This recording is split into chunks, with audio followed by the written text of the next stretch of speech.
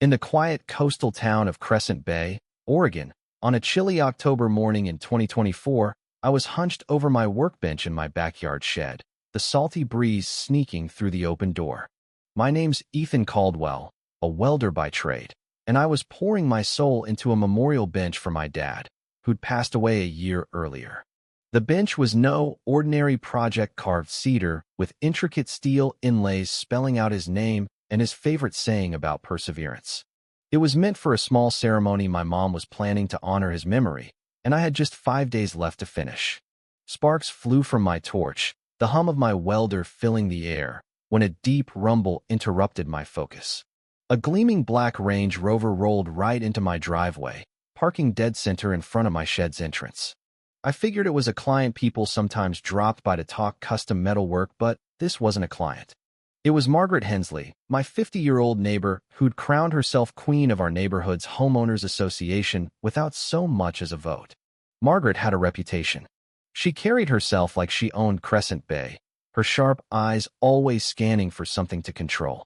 That morning, she sat in her SUV, engine idling, staring at me through her windshield with a smirk that screamed trouble. I set my torch down, pulled off my mask, and walked over, trying to keep things civil. "Morning, Margaret," I said, my voice steady. "You're blocking my shed. I need to get my truck out later, and clients can't get in like this." I expected a quick apology, maybe a mix-up. Instead, she lowered her window, the scent of her floral perfume hitting me, and said, "I park where I want, Ethan. This spot's mine today. Deal with it." Her tone was ice-cold, like she was daring me to argue. I pointed out the obvious me driveway, my property, the clear line where her public right-of-way ended. "Margaret, this is private land. You can't just block my workspace." That's when she leaned closer, her voice dripping with arrogance. "I'm the HOA president. I decide what's public around here." Before I could respond, she rolled up her window, locked her SUV with a sharp beep, and strutted off, leaving her $90,000 Range Rover sitting there like a monument to her ego. I stood frozen, my heart pounding, trying to process the audacity. This wasn't a parking mistake, it was a power play.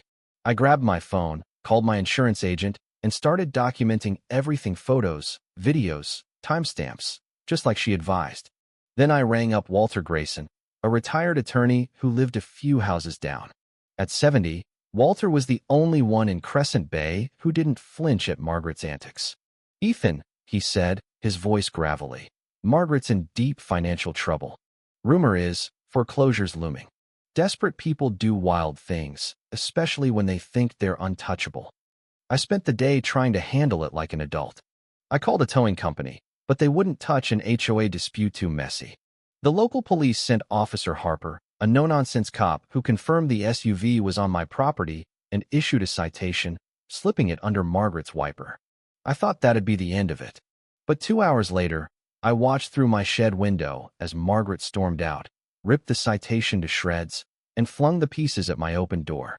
Some landed on my dad's bench, right next to the inlays I'd spent weeks perfecting. "You'll need more than paper to scare me," she yelled, loud enough for the whole street to hear. That night, staring at her Range Rover still blocking my shed, I felt something shift. I'd always played by the rules, but Margaret was rewriting them. My torch gleamed in the dim light, and I started thinking about solutions that didn't involve phone calls or citations. The next morning, I decided to fight with facts. I hired Pacific Coast surveyors, paid extra for a rush job, and had a team out by noon. They spent hours with GPS gear, staking out my property line with bright blue markers that screamed legal proof. The report was ironclad: Margaret's SUV was 100% on my land. I marched to her house, papers in hand, and knocked. She answered in a velvet robe, coffee mug in hand, looking annoyed. "Margaret, this survey proves your car's on my property," I said, handing her the documents. "Move it so I can finish my dad's memorial." She barely glanced at the papers before sneering. "I've lived here longer than you, Ethan. I know the real boundaries. Your little project doesn't trump my authority." She slammed the door in my face. That afternoon, Officer Harper returned, checked the stakes, and confirmed the violation. But Margaret didn't answer her door. She shouted through her intercom, "The police have no say in HOA matters." Harper shook his head and told me, "She's not breaking laws by being delusional. but she's breaking them by parking here. If she doesn't move it, we'll escalate. 2 hours later, I heard voices outside. Margaret was back, this time with two burly guys wielding sledgehammers. They smashed every survey stake to bits, tossing the debris into my yard while she barked orders. "Get the one by the mailbox," she yelled, pointing at the last marker. Boundaries are what I say they are.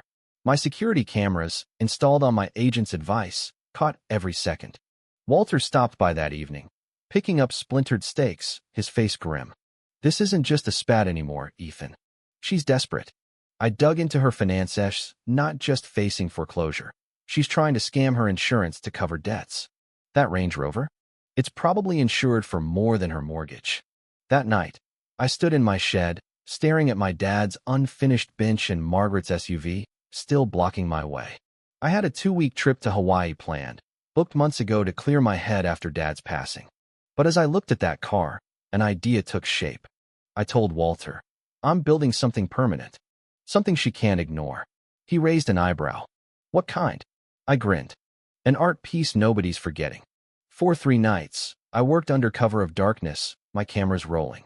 I'm no amateur. I've been welding for 17 years, crafting everything from sculptures to custom gates. This project, though, was my masterpiece. Night 1, I welded steel plates to the underside of Margaret's Range Rover, anchoring it to the ground with industrial-grade precision. Night 2, I sealed the doors and hood, welding the handles to the frames in a way that looked almost ornamental. Night 3, I built a geometric steel cage around the entire SUV, turning it into a modern sculpture. I wired in gallery-style lighting from my shed's power supply and bolted a bronze plaque to the base. Permanent installation. Property rights by Ethan Caldwell, 2024. Every weld was flawless, every angle deliberate. This wasn't vandalism, it was art, legal and documented, on my own land. I finished at 4 a.m., caught a 7 a.m. flight, and was sipping coffee in the Honolulu airport when Walter texted me photos. My installation glowed in the dawn light, neighbors snapping pictures, some laughing, others awestruck. Margaret's reaction came at 8 a.m. Sharp. She stepped outside, coffee in hand, and froze. Her mug shattered on the pavement as she let out a sound half-scream, half-wail that echoed down the street. Within minutes, Crescent Bay was buzzing, phones out, videos spreading. By the time my plane landed, local news was calling me for interviews. "It's about boundaries," I told a reporter, playing the serious artist. A statement on ownership and consequences. The story went viral. Art critics called it a bold critique of suburban power dynamics, and social media dubbed it petty revenge done right. Margaret didn't take it lying down. On day 4 of my trip, Walter called, his voice tense. "She's losing it, Ethan. She broke into your shed last night." The photos he sent hit like a punch. My dad's bench, months of work, my heart poured into every detail, was smashed to splinters. Margaret hadn't stopped there. She'd poured acid on my welder, cut my power line, and scattered chemical containers to frame me for safety violations. She'd even called the city, claiming my shed was a toxic hazard, demanding an emergency inspection. If they bought her story, I'd lose my business, my insurance, maybe even face jail. For the first time, I felt real fear. That shed wasn't just my job, it was my dad's legacy, his tools, our shared love of metalwork. Margaret had found my weak spot and gone for it.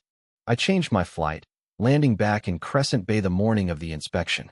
Walter met me at the airport, filling me in. Margaret had rallied neighbors, playing the concerned citizen, and a news crew was set to film what she hoped would be my downfall.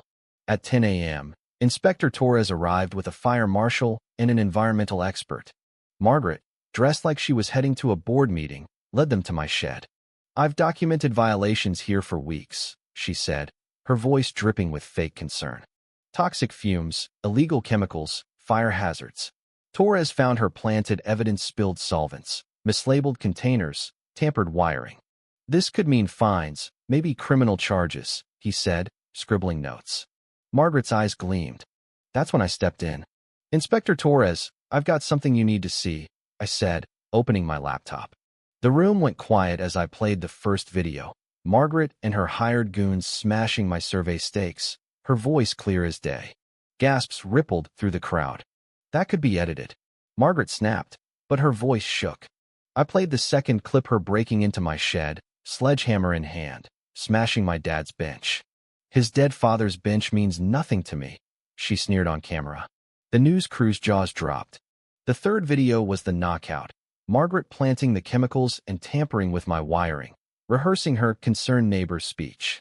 The shed was silent, all eyes on her. Torres turned to Margaret, his face hard. "Ma'am, you're looking at breaking and entering, vandalism, evidence tampering, and false reports. This is a crime scene now." The environmental expert added, "False environmental claims are federal offenses." Margaret's composure cracked. "It's all fake," she screamed, but the news cameras caught every word, broadcasting her meltdown live. Within an hour, she was in handcuffs, charged with felonies from vandalism to fraud. Her insurance company, sniffing out her scam, canceled her policy and flagged her for fraud. My lawsuit against her for the bench, my business losses, and emotional pain wiped out her remaining assets. Her house hit the auction block 6 weeks later, and I bought it cheap, planning to bulldoze it for a bigger workshop. Crescent Bay changed overnight. Without Margaret's reign, neighbors relaxed, spruced up their yards, and threw barbecues. We formed a real HOA, electing Walter as president.